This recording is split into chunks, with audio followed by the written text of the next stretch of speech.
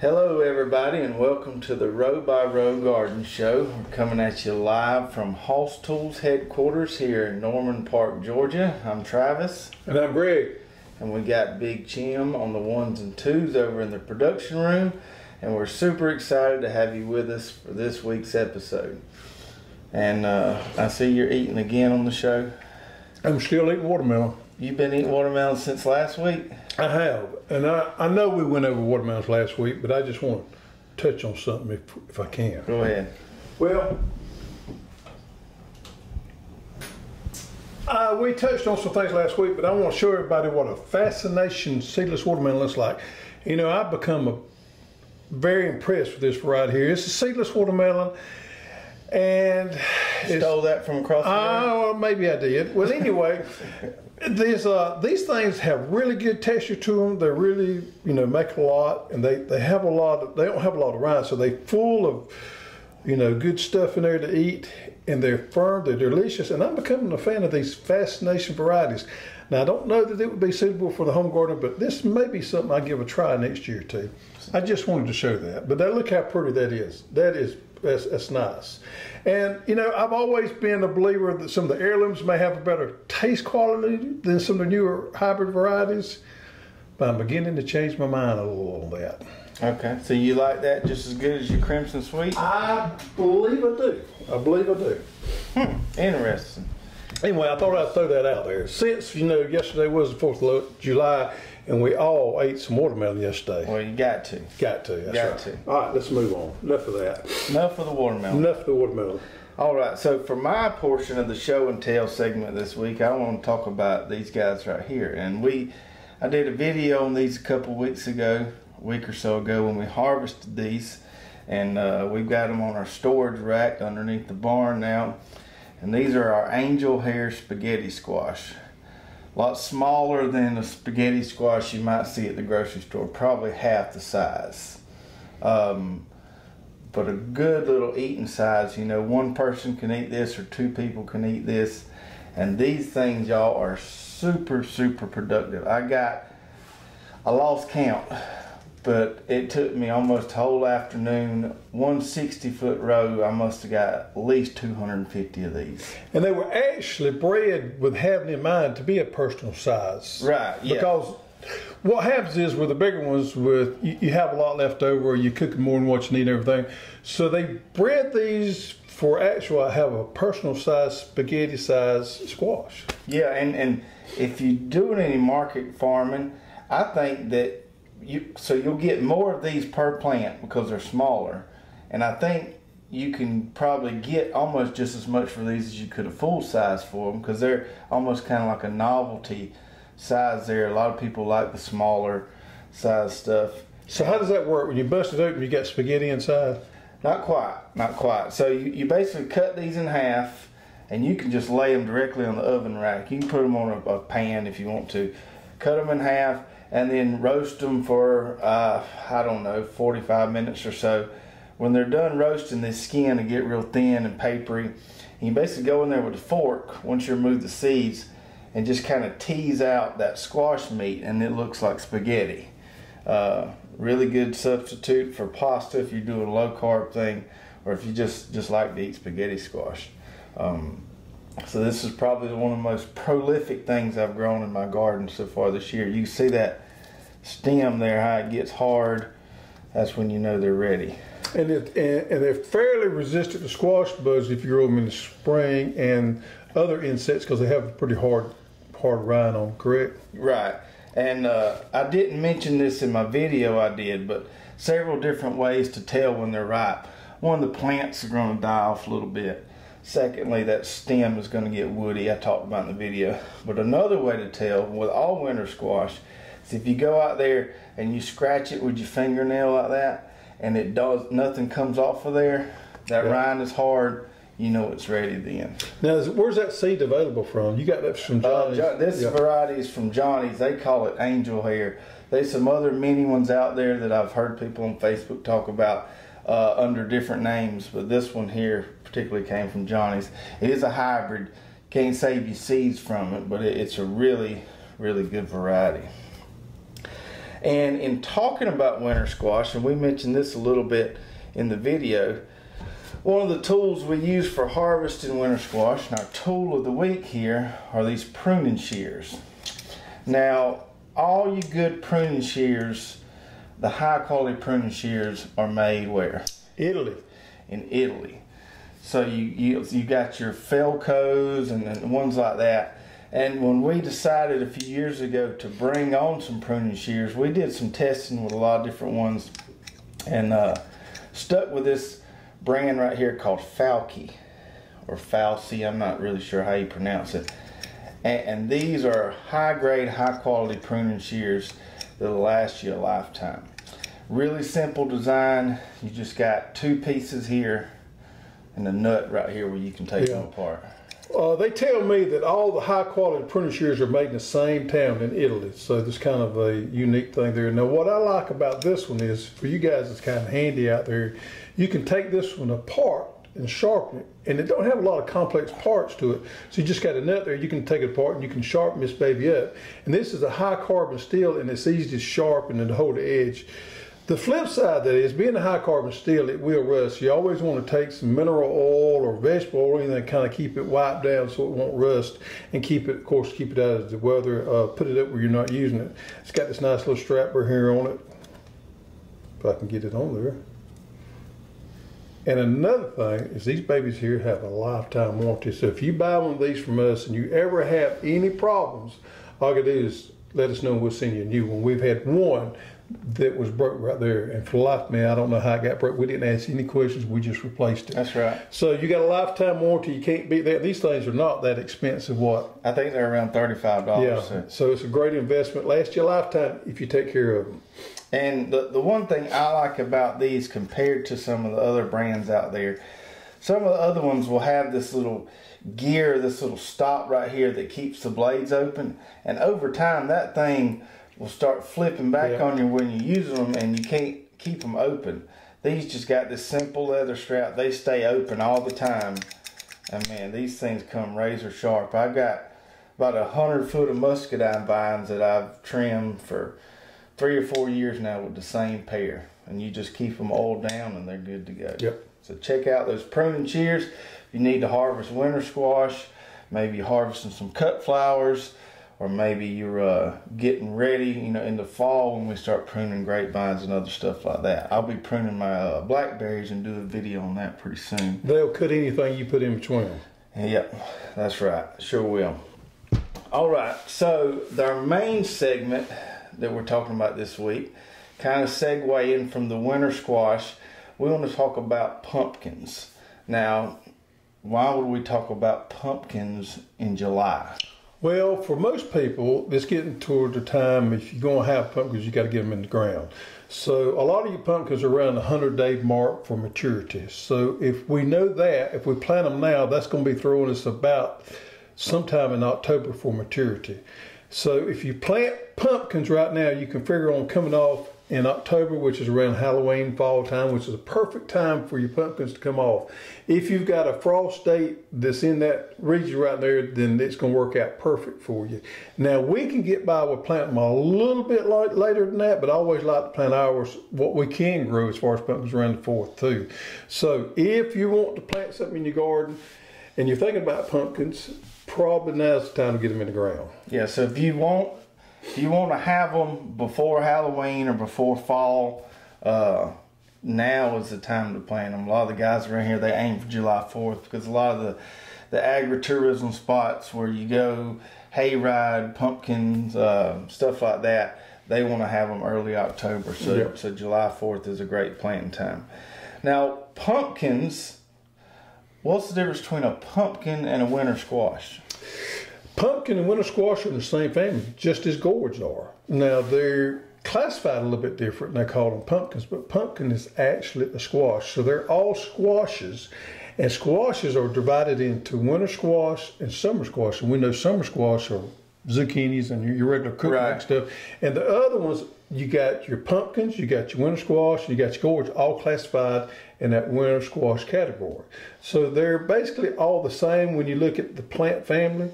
But we do talk about them a little bit different. When we talk pumpkins, you know, something that's more of a jack-o'-lantern pumpkin or a pie pumpkin, which are some of the larger pumpkins, we normally, you know, say they're pumpkins. Yeah, so the different ones are bred for different things. Your regular winter squash and your pie pumpkins, very similar to in texture, taste, you know, a lot more meat inside, whereas your jack-o'-lanterns and stuff, very kind of a thinner wall, mostly seeds, not a lot of meat there. And then you got your gourds, obviously they're used typically more for ornamental purposes. Not really eating gourds. Now we're here in Zone 8, so we have a lot of good things that we can work with, but one of the things we do have trouble here is we're in the South Georgia, we have trouble growing pumpkins. So there's, when I say trouble growing pumpkins, I'm talking about planting them now coming into the fall. Now we can grow them in the springtime pretty easy. When nobody wants a pumpkin. But as far as having them come off in the fall, when pumpkins are real popular, we have a lot of problems with that. Our climate does not afford us to grow a lot of pumpkins. We have downy mildew, powdery mildew. We have some pretty tough insect problems. I don't know of anybody in our area that commercially grows pumpkins because it's just a battle that nobody wants to fight.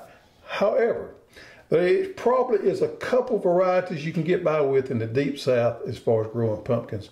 And one of them is the Georgia Bulldog pumpkin. Now the Georgia Bulldog pumpkin is an ornamental pumpkin. And it was released by the University of Georgia. In fact, the only place I think you can get the seeds is from the University of Georgia, and we'll throw a link there where you can actually order these seeds. But some of the researchers or professors at Georgia were down in South America, and they found this variety a few years ago that was very conducive to growing in our heat, in our climate, and they brought it back and they worked with it a little bit, and they've released it since.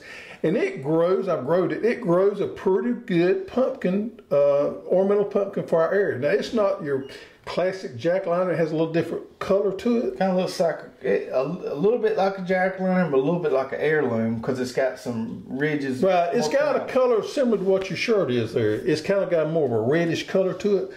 But it does pretty good, and I was really amazed how insect resistant and you know, powder and downy mildew resistant it was. So that's definitely one you can grow in the South. Another one that I really like is the Seminole pumpkin.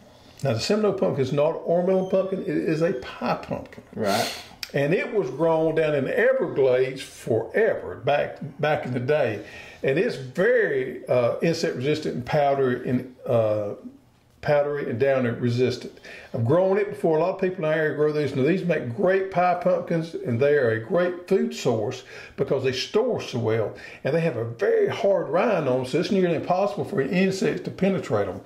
To give you an idea, I planted some. Let's see here. I got some seeds here somewhere. I planted some over the weekend, and I ordered my seed from So True Seeds there. Open pollinated, very easy to, to buy seeds from. They're fairly cheap. Right. But this is a great variety of Seminole pumpkin if you hadn't grown it before. And I don't know how long these things are stored. I'm assuming probably 6 or 8 months. Yeah, they're the Seminoles are smaller. About the size of a small basketball, like a kid-sized soccer ball or whatever.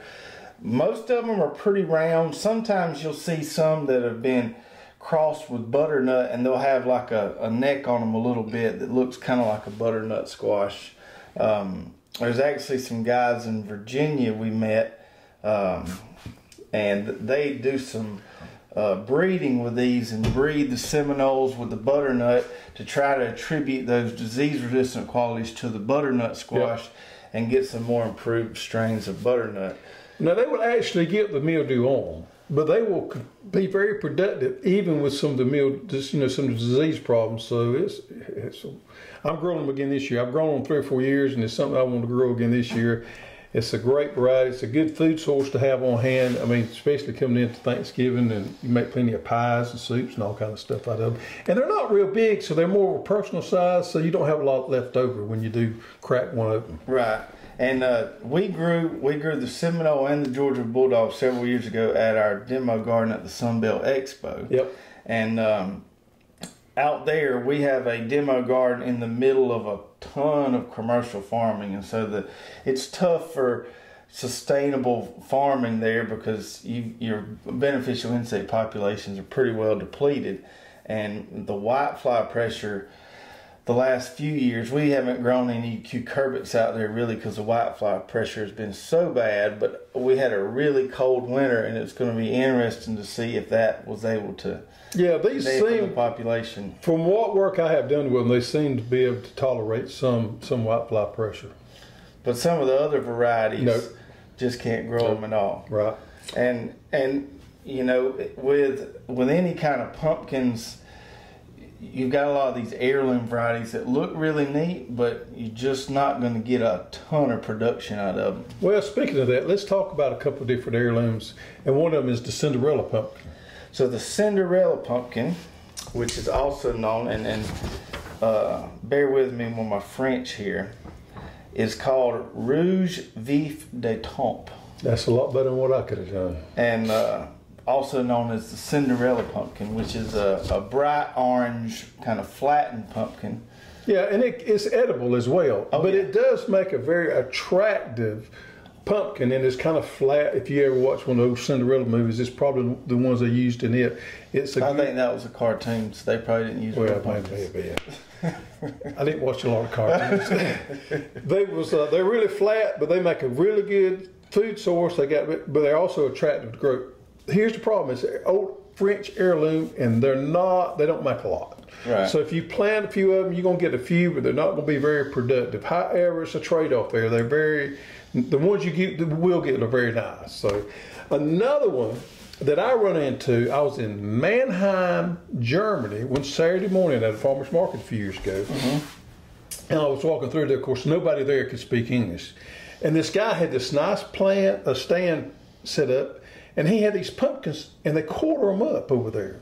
And it was quartered up, and they were selling about a quarter. And I looked at this thing, I said, man, that's something else. I've never seen anything like this before. It's a very bright orange flesh inside there. It was deeply lobed on the outside. It was just beautiful. So I was trying to carry on with the guy to find out what it was. Well, with my southern dialect and his German, you can imagine how far we got. Right. So eventually we got to the point where he reached down and got a handful of seeds out of it, and he handed them to me. Well, I bootlegged those seeds back in the United States thinking I really had something. I'm bringing a new variety back here that nobody ever seen before. Well, I got back here and I did a little bit of research on it, and I found out it is a common pumpkin. Right.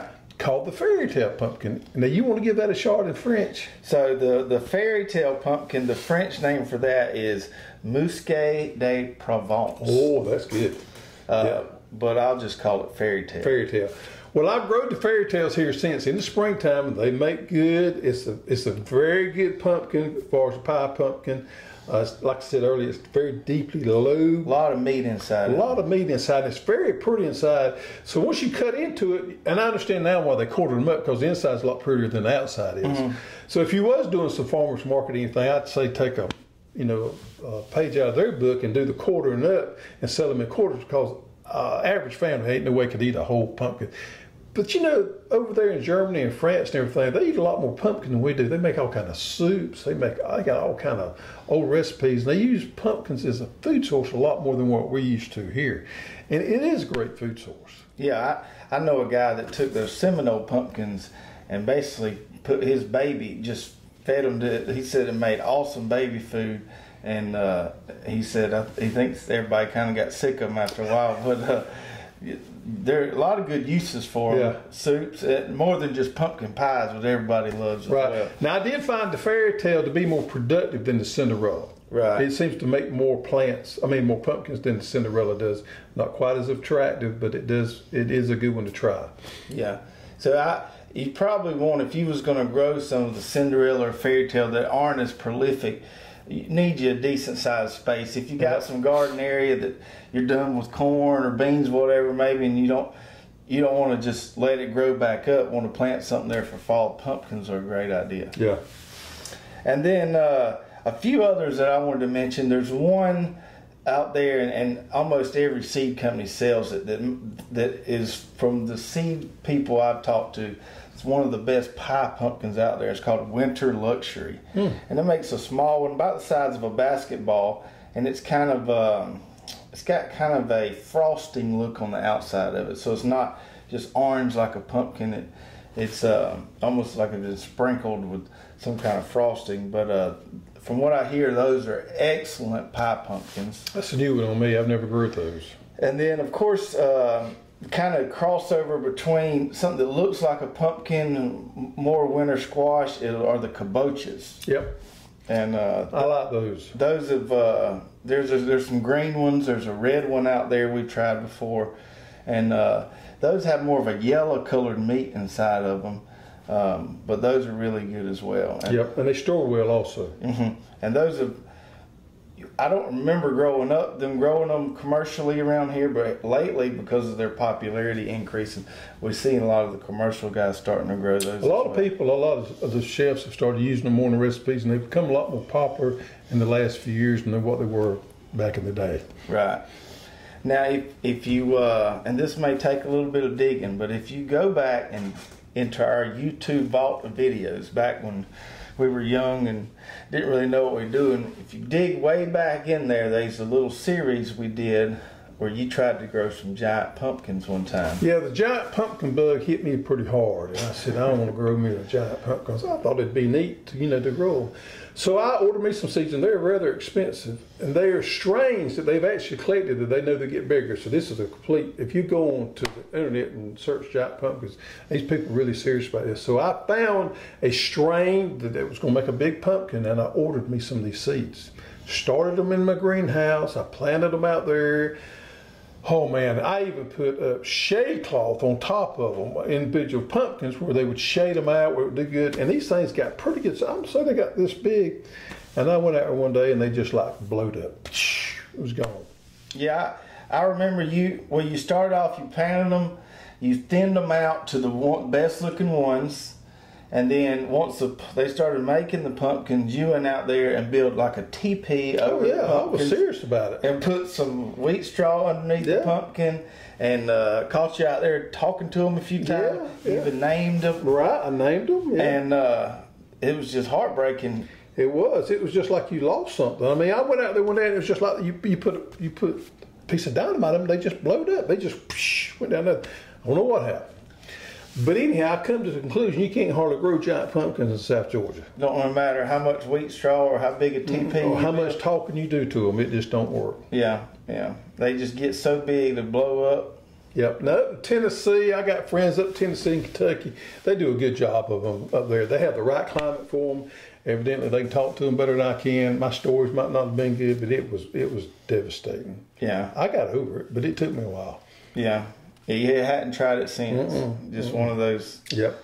Move on. They are fun to grow, though. Yeah. If I was in the climate where I could grow them, I'd be growing them. If you live in a cooler climate, it would be something interesting to do. Definitely to try. Go online, and there's a lot you can find out there. You can watch our videos and see our failed attempts. But that was something fun we tried. We won't have to worry about trying again. No. With the pumpkins and anything, though, as we always say, crop rotation, extremely, extremely important. Want to be on at least, I think, a 3-year rotation. I would agree. With any of those. Yep. All right, so plant your pumpkins, get your pumpkin seeds, get your pumpkins in the ground now towards the end of July if you want pumpkins in October. Yeah, pumpkins are one of those plants. It's very important to plant them on drip irrigation as well, because that time of year when you're trying to grow pumpkins, normally your driest time of the year. So you're going to have to water a lot. With that drip irrigation, you can put it right underneath the plant there, and it helps a lot where you're down in your powder your mildews again. So drip irrigation, if you're going to grow pumpkins, is definitely something you want to consider. Yeah, and being able to pump that fertilizer in there through it, reducing that leaf moisture as much as you can. Obviously, we can't control when it rains, but reducing that leaf moisture is going to help out with those diseases big time. Yep. Okay, so good talk about pumpkins there, and let's get into our Q&A segment this week. And our first question, well, actually, let's talk about the Q&A segment. So, as you watch the show, always put your questions in the comments, and we'll be glad to answer those in next week's show. If we answer your question, you get one of these nice little Hoss drink koozies here, which come in handy in the summertime. And they come in 2 different colors.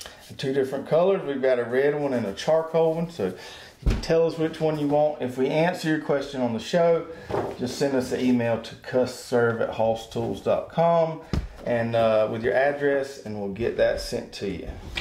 So our first question this week comes from Harvey Rouse Jr. And he says this is his first year using drip tape, so he's still learning. And he wants to know how deep below the seed is the proper placement of the drip tape. Wow, that's a good one. You know, I probably have planted right on top of the drip tape before. Yeah, I think I've planted in several different locations above the tape, and I don't know that it makes a big difference. I don't either. The main thing is how much soil do you put on top of that seed? Right. So with the drip tape, a lot of people ask us this question because, well, first of all, drip tape was originally designed to be buried. At some point, there was a few or covered up, whether it be mulch or plastic or whatever. At some point, there were a few market farmers that came along and decided to lay it on top of the soil, and it kind of confused everybody. And now it seems like more people think it's supposed to be on top than buried, but the original intention was to be buried. It can be buried up to 6 inches deep. Usually with our system, with our plows and our drip tape layer, it's going to put it about 4 to 5 inches deep. So depending on how deep you plant the seed, you know, corn might be closer to the tape. If I'm planting some tiny seed, carrots or stuff, it's going to be further from the tape. So as long as you can, that water is going to get to that seed there. Yeah, you could plant, you know, right on top of the drip tape if you got enough soil, inch-to soil on top of that seed, so that the seed is constantly covered and got moisture there and it's got contact, you're fine. It'll actually grow right on top of the seed tape, and it'll put out roots and go around that drip tape. Yeah, corn will do that. Yeah. Just when you plant on top of the tape, I always like to let the drip run for a good little while, really soak that seed bed. Last thing you want to do is let that seed start to germinate and then have dry conditions. So you want to keep that seed bed wet until that plant emerges for sure. And so thank you, Harvey, for that question. Send us an email. We'll get that koozie to you. And then our last question this week is from Dan Brown. And he says he's cleared about 1/8 of an acre, which is probably about 5,000 square feet, about the size of my garden. And it's going to spend the rest of the season getting the soil ready for next year's garden. So he's planning it way ahead of time, trying to get it ready and get it nice for next year. And wants to know, would he be better off planting in rows or in raised beds? Unless it is very low and prone to drowning out, I would definitely go in rows. Now, that being said, if it is a low area there and it's going to stay wet a lot, you may want to consider some type of raised bed system. But if I could get away with it in rows, I would definitely go in rows. It's going to be easier to cultivate. It's going to be easier to handle. It's going to be easier to do everything, to irrigate and everything else in rows. And it can be a lot more productive in rows than it could in raised beds. So that's my opinion, if it's high enough and it drains well. Right. And the raised beds or the elevated beds are really good for some crops. But in my opinion, they hamstring you on other crops for your spacing. Yeah. Okay, so like carrots, really bio-intensively planted crops, the bed is a great system. I don't want to grow corn on that bed. No. I don't really want to grow beans on that bed. I don't want to grow squash on that bed because the squash plant's going to be bigger than the bed. So if you're planting a wide diversity of crops and going to have a big rotation, which we recommend, I think rows are a better idea than the permanent raised beds, because you're going to be able to maximize your space better. Because every crop's going to have a different space. There's a couple of exceptions to that, and I'm not saying permanent beds because I'm not a big believer in permanent beds. But microgreens, we grew microgreens last year. We experimented with growing those on a raised bed. Those did wonderful. Right. So there's a few exceptions that for the most part they go with the regular rows. Yeah, the stuff like the greens and stuff work pretty good on the raised beds. They tend to stay a little cleaner, and you can pack them in there in a spot. But yeah, the rows is And I would tell Dan, I'd say, Dan, you know, if you're preparing this for next year, one of the most important things you can do is soil test to adjust that pH now for next year, because sometimes it can take up to 3 months to get that pH adjusted just right. And you want to make sure that you get it in the zone that you want it. You don't want it too high. You don't want it too low. If you get it too high, it's nearly impossible to lower. But if you do have it too low, you can raise it up. But it'd be a good time now to send that soil test off and get everything adjusted there perfect for you, because it'll make all the difference in the world if you get that pH in the right zone there. Yeah, a lot easier to raise the pH than it is to lower it. Yep. So want to be careful there and definitely get it tested so you don't put too much out there, too much lime or whatever you're using to raise the pH. Absolutely. All right, well, that's going to do it for this week's show. Glad that you joined us this week, and we will see you guys next week. Take care.